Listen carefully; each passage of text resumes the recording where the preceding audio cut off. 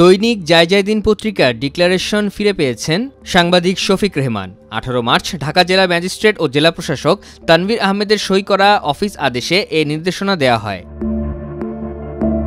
ঢাকা জেলা প্রশাসন কার্যালয়ের সহকারী কমিশনার ও এক্সিকিউটিভ ম্যাজিস্ট্রেট নুসরাত নওশিন এ তথ্য জানিয়েছেন।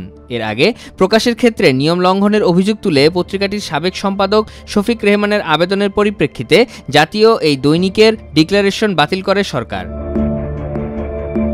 অফিস আদেশ অনুযায়ী দৈনিক জায়জায়দিন পত্রিকাটি প্রকাশের জন্য যে অনুমোদিত প্রেস রয়েছে সেখান থেকে ছাপা হচ্ছে না, কিন্তু প্রিন্টার্স লাইনে মিথ্যা তথ্য দেওয়া হচ্ছে মর্মে শফিক রেহমান অভিযোগ জানান। এর পরিপ্রেক্ষিতে কারণ দর্শানোর নোটিশ দেওয়া সহ প্রয়োজনীয় সব ব্যবস্থা নেওয়ার পর এবং অভিযোগের সত্যতা পাওয়ায় পত্রিকাটি মুদ্রণের ডিক্লারেশন বা ঘোষণাপত্র বাতিল করা হয়। আদেশ অনুযায়ী দৈনিক জায়জায়দিন পত্রিকা প্রকাশে ছাপাখানা ও প্রকাশ আইন 1973 ও প্রকাশনা আইন 1973-এর 10 ধারার লঙ্ঘন হয়েছে।